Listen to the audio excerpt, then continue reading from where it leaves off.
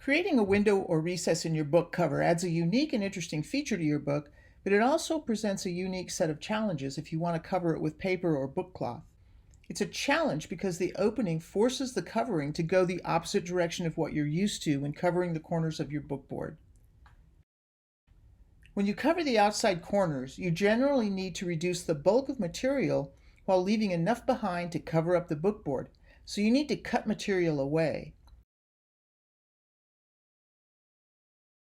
But with a window, the problem is just the opposite. On inside corners, you don't have enough material to hide the bookboard at the corners. So the challenge is to find ways to cover up those exposed inner corners. This tutorial will show you several different ways to deal with that problem. As a bonus, I'll show you a few fun embellishments you can make to a book or box cover. The first step, obviously, is to figure out what your project is going to be, and then cut the hole in the bookboard. Then you'll want to prepare the covering you're going to use. I have found that book cloth is easier to use on the outside covering of these windows because it stretches a little bit and also doesn't tear. You'll see why this little bit of give is important once I start on the process of covering the window. You can use paper on the outside as well, but you'll have to take greater care with it as it will tend to tear. Book cloth has a backing, usually of rice paper.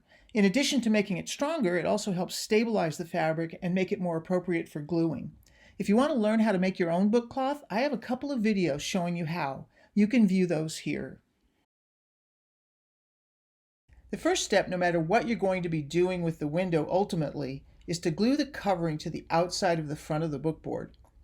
Use PVA glue for this. Press the two pieces together firmly and put this under a weight to dry. It doesn't have to be thoroughly dry for the next step, just reasonably attached. Next, you'll want to cut open the book cloth or paper that covers the window. Cut this from the inside so you can see the bookboard and cut it corner to corner. But don't cut right up to the bookboard. Cut about 1/16 of an inch from each corner. This will leave you a little material to push into the corner. Next, cut out the center, leaving about 1/2 to 3/4 of an inch margin all the way around. This will be the part that you fold over the edge of the window and glue to the other side. The method for finishing off the outer corners of your cover are typical of any book cover you may have already made, so I won't go into the details of that in this video. If you're unfamiliar with how to finish those outer corners, you can watch my brief video here. For the window, start by gluing down the margins. Push these over the edge of the bookboard and use your bone folder to push as much material as you can into the corners. This is one reason I like to use book cloth rather than paper if I'm creating a window, because the material will stretch a tiny bit if forced and you don't have to worry about tearing it. Follow this same process with all of the window margins. Once you've glued them all down, place the cover under a weight to dry. The next challenge is covering the opposite side of the book cover, if this is your intended use for the window. Normally that inside covering paper would be cut 1/4 inch smaller than the cover and, in theory, the window. But as you can see, this doesn't work for the window because there isn't any book cloth at the corners. You'd leave bookboard exposed if you did this. So you'll want to cut the paper 1/4 inch smaller for the outer edges, but the exact dimensions for the window area. You might even want to cut the window a tiny bit smaller than the bookboard window, so you have a little extra to push over the edges, as you'll see in a minute.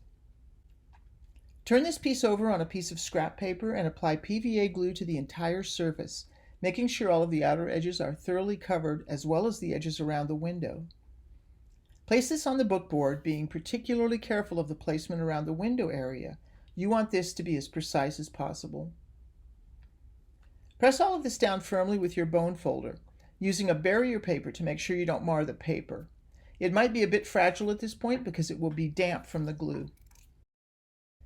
Then spend a few minutes firmly pressing the paper down around the window edge. This is where you'll see the advantage of having a little extra on those edges. Between the bit of extra book cloth that you can push into the corners and a little bit of extra paper, you should be able to completely cover up all of the bookboard at those inner corners. As always, place this under weight and let it dry.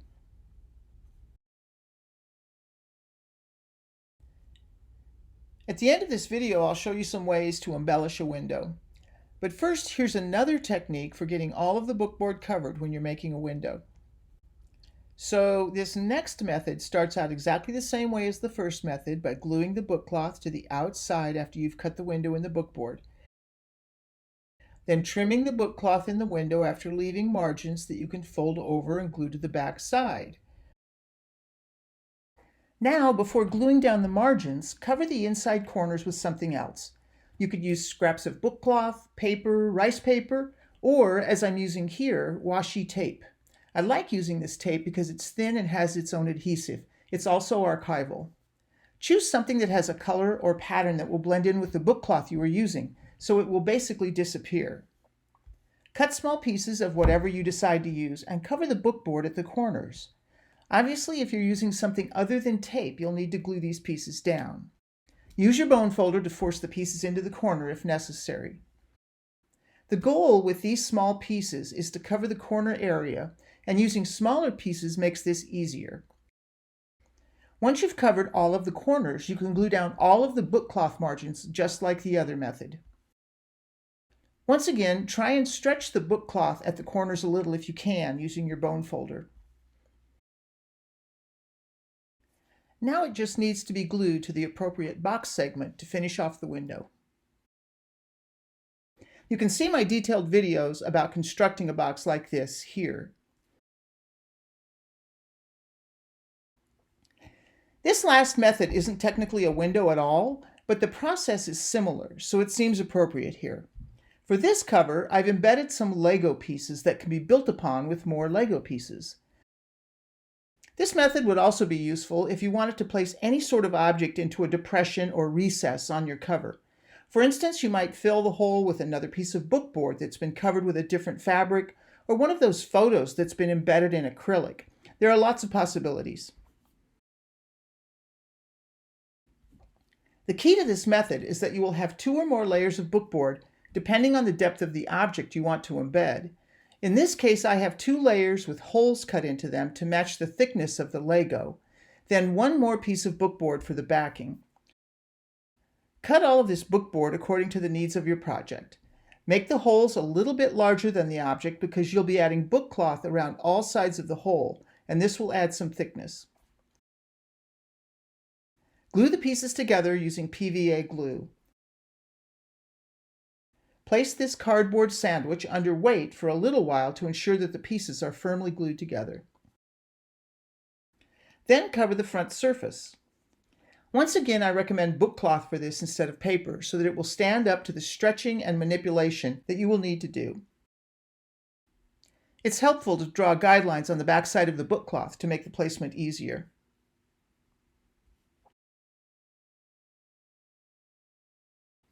Apply glue only to the uppermost surface of the cover. Don't apply glue yet to any of the recesses you've cut. Press this firmly into your book cloth, turn it all over, and use a bone folder to press it down.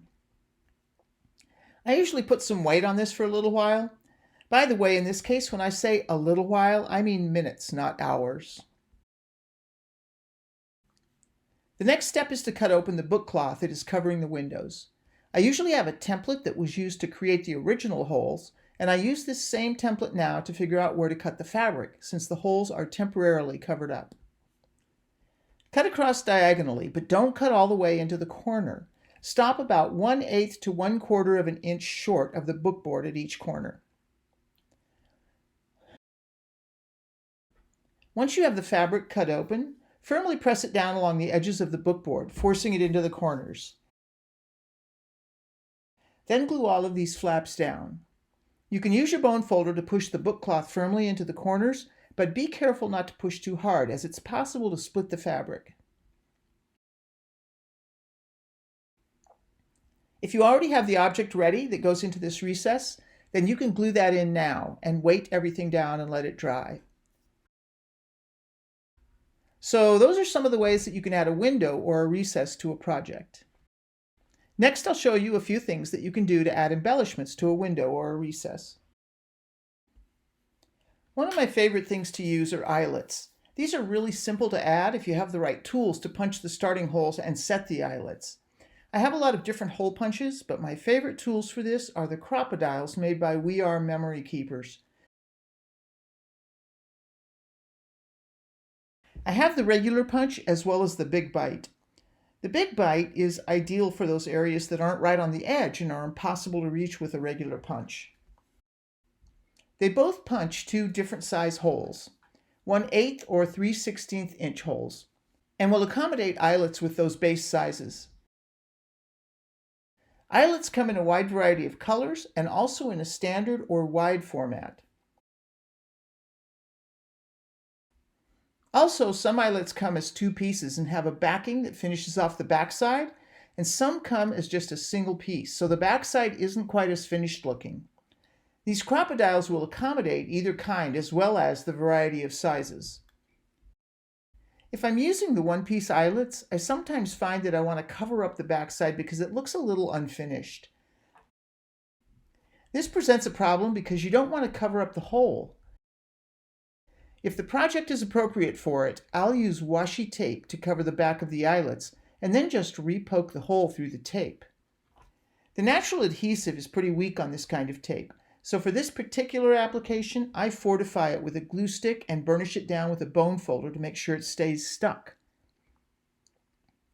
You can use anything sharp to re-poke the holes. Even a sharp pencil will work.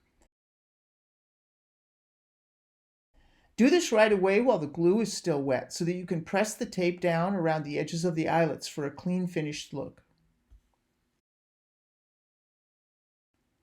I will also sometimes go back over the tape with a very thin layer of PVA glue once I have everything the way I want it. This ensures that it stays put. You want to keep the layer of glue pretty thin, otherwise it gets a little shiny, which I don't care for in this context. I want the tape to keep its original look. In addition to eyelets, you can also find a wide variety of colorful brads to use to decorate your covers. The Big Bite Crop-a-dile comes in handy for this process as well, as it punches a hole small enough for these tiny brads and allows me to punch a hole pretty much wherever I want. When I add brads to a cover, I always do it before I add the paper or book cloth to the other side because I don't like to leave the prongs exposed. This is another case where I prefer to use book cloth instead of paper because the extra thickness of the book cloth helps hide the prongs of the brads. You can barely feel them once you've glued the book cloth in place. Remember to make the hole for the window just a little smaller than the actual hole. This will give you a little extra material to overlap the cover material, pushing that little bit of extra into the corners and ensuring that the bookboard is completely covered. It also just makes the edge look nicer. Another thing you can do to add some alternative design work to your covers is to sew on the book cloth before you adhere it to the bookboard. If you have a sewing machine that gives you a choice of decorative stitches, this is a good opportunity to use some of those. You can also attach other items to the cover by sewing them on. You can do this for the inside or the outside of your book covers, or even for the pages of the book. This is a technique I use a lot when I'm making a scrap journal. I have a video on making a scrap journal that you can view here. There are also a lot of different objects that you can add to your projects. This clamshell box was all about the Joshua tree, so I glued some actual Joshua tree seeds around the inside edges of the window. I added some beads just for a little color. You can get all sorts of interesting beads, and these are another way you can dress up your projects, using them as clasps or closures, or just for sheer decoration. There certainly is no limit to the variety of things you can do to a book or a box. This video is only meant to give you some starting ideas and is by no means definitive. If you have some fun ideas that you've tried or have been thinking of trying, please share them in your comments below.